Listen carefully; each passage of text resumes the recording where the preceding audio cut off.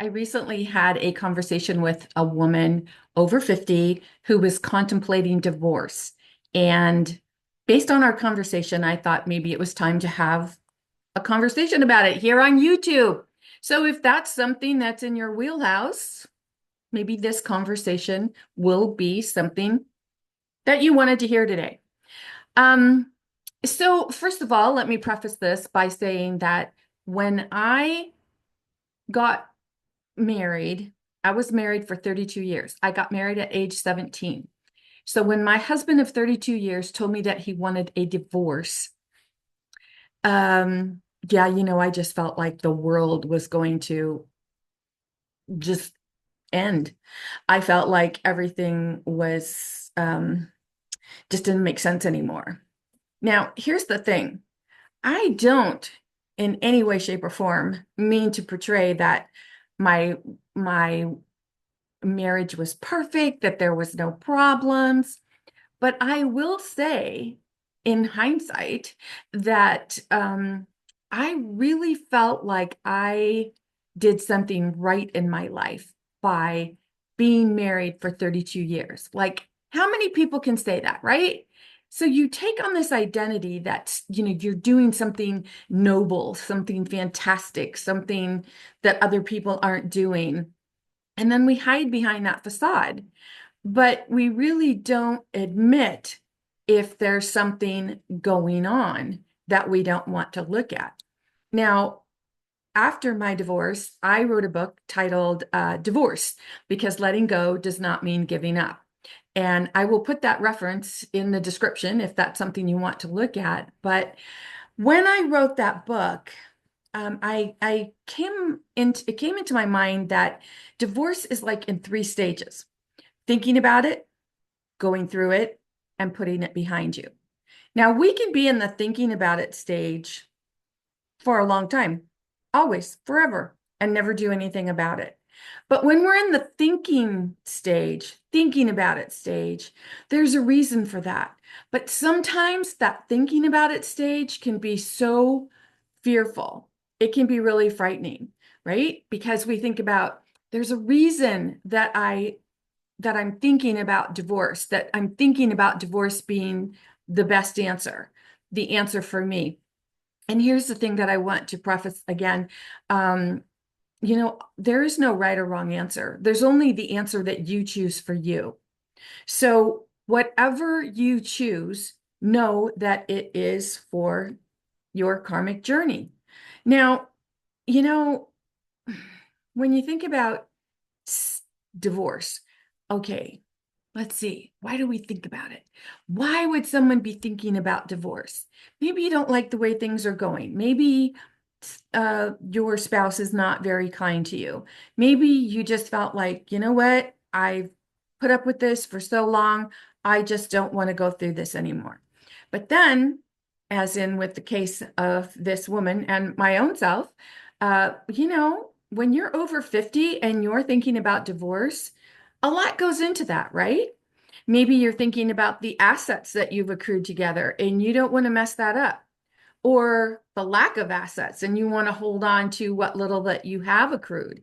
So there's that thought. I mean, nothing can invoke fear in someone more than thinking that they can't support themselves, thinking that they can't take care of themselves. And then that fear of what will I do? Where will I go? Where will I live? What will my friends think of me? What my family think about me? And all of that happens just in stage one. So there's a lot going on when you're contemplating divorce, when you're thinking about it. Now, here's another thing is when you're thinking about it, um, what is the reason? Do you allow yourself to really put it all down? Like, get a piece of paper out. Why am I thinking about this? Now, here's the thing, and I will say that for me, and of course, I didn't realize this at the time, and we learn in hindsight. Yes, yes. So at the time, it just felt like, I'm doing the right thing by staying in this marriage. I'm doing the right thing by holding on, by trying to make everything perfect, by trying to be whatever everyone needs me to be in order to hold this all together. So the thought of me asking for the divorce or bringing it up, it honestly never occurred to me because I thought, you know, no, isn't this what I'm supposed to do? I'm supposed to keep working at this. I made a commitment 32 years ago, and I'm supposed to honor those vows. This is what I'm meant to do. How could there be anything else, any other decision? So our beliefs play a big part in stage one, thinking about it. Now, I will say that when my husband of 32 years told me that he wanted a divorce, there was like an instant of, um, no, this can't be happening. And then another instant of, you know what? Yes, let it all go because I'm really tired. I'm just so tired of trying to make this work. And obviously, it's not working. So, yes. All right. Now, once you made that decision, whether you decide to move towards stage two or you decide to stay in the marriage, now there are choices to be made. Yes.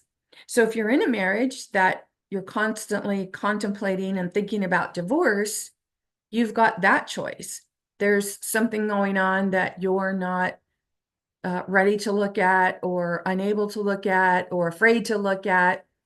And then if you choose divorce as the next option and you move into stage two, going through it, now there's all of that because now everything is about stripping away your identity.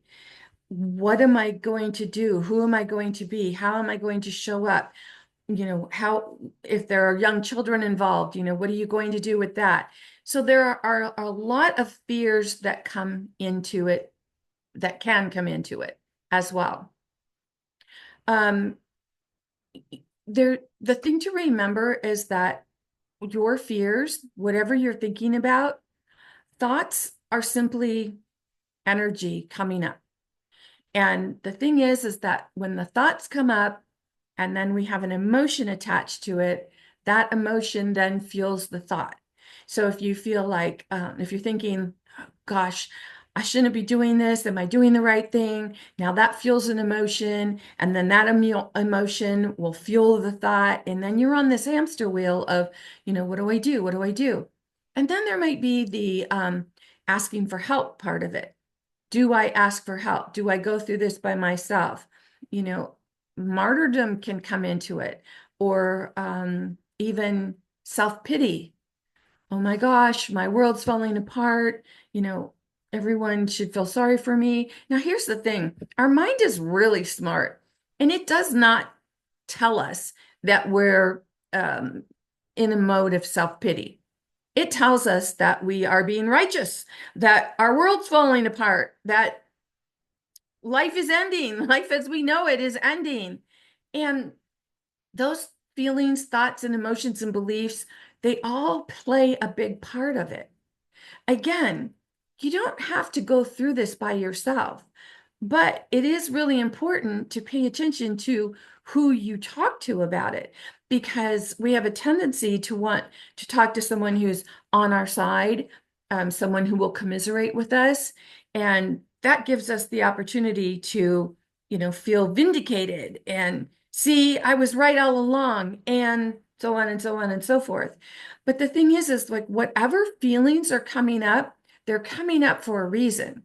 And when you repress the feelings, when you suppress them, now you're not allowing them to come up. You're not allowing them to surface. And then you're not allowing yourself to look at them and say, okay, this is what's coming up for me. I recognize it. I will feel through it, release it, and let it go. All of that is going on in stage two, along with, the legal ramifications of what needs to take place in stage two. Now, here's the thing. Let's think about self-respect. If you are in a relationship where you are really unhappy and you wake up every day and all you can think about is how unhappy you are.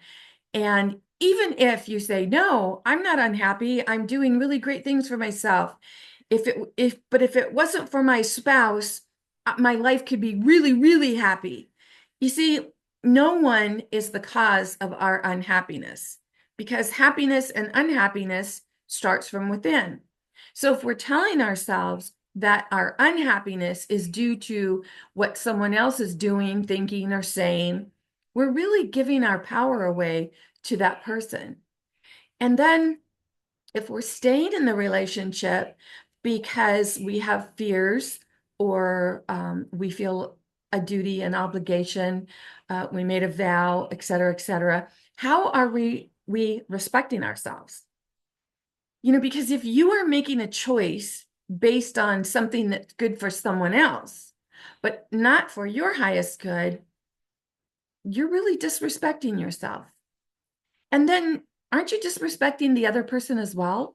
Because if there's disharmony, if the marriage is unharmonious, is that a word? Inharmonious.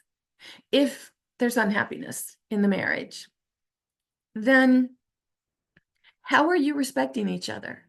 And if it's gotten to a point where you're feuding and you don't care and being disrespectful feels you feel vindicated about it, now you've really let it go to a point where you're doing yourself a disservice. Then there's stage 3, putting it behind you. If you decided to go through with it, you got the divorce, everything is said and done, it's finalized. Now, who are you if you're not that wife, that husband, that homemaker, that homeowner, that parent that parented in that home? Who are you? There's that whole identity opportunity to look at.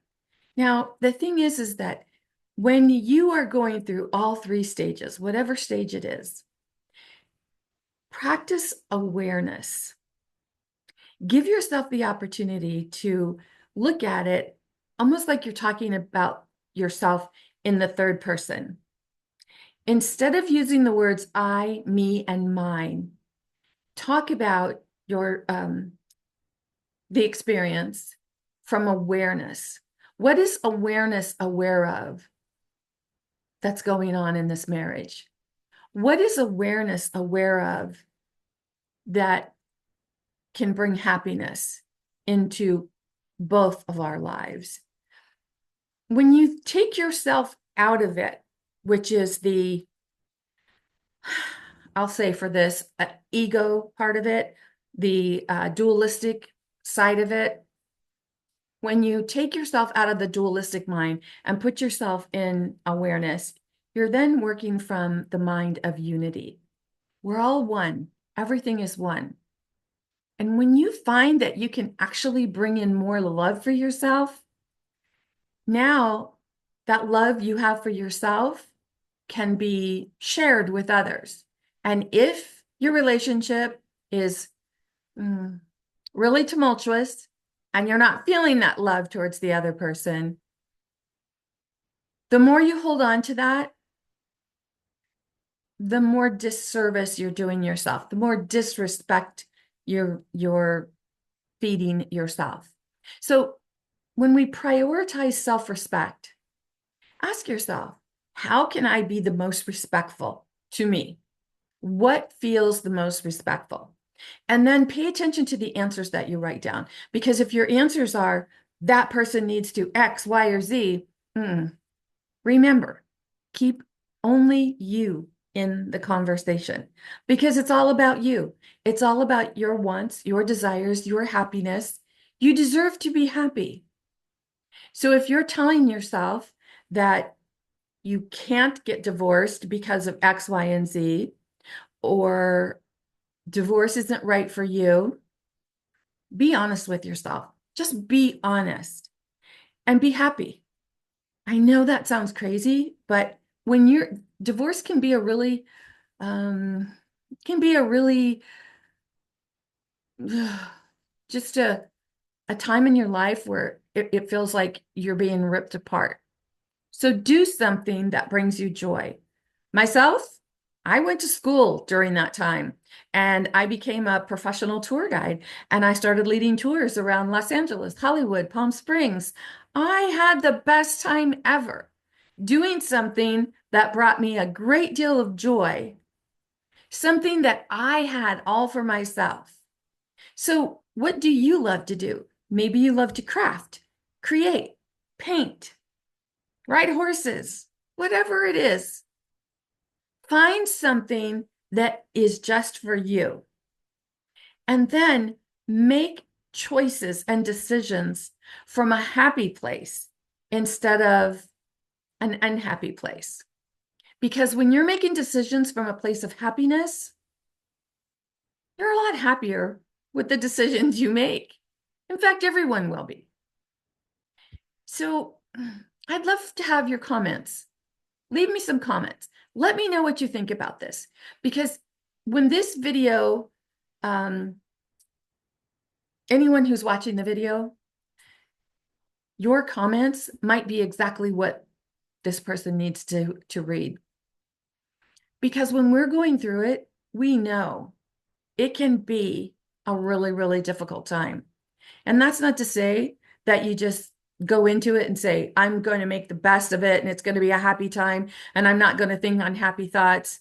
You know, we want to make sure that we are feeling and recognizing and acknowledging any feelings or emotions that are coming up. But that doesn't mean that you can't do something to bring happiness to yourself. So leave some comments. This lets others know that there is life after divorce. There is life if you choose not to divorce. It's whatever answer you choose. Whatever you choose, everything is perfect as long as you're choosing happiness and prioritizing self-respect. In the meantime, this is Nancy Muller, the one and only Life Sensei, saying ciao for now.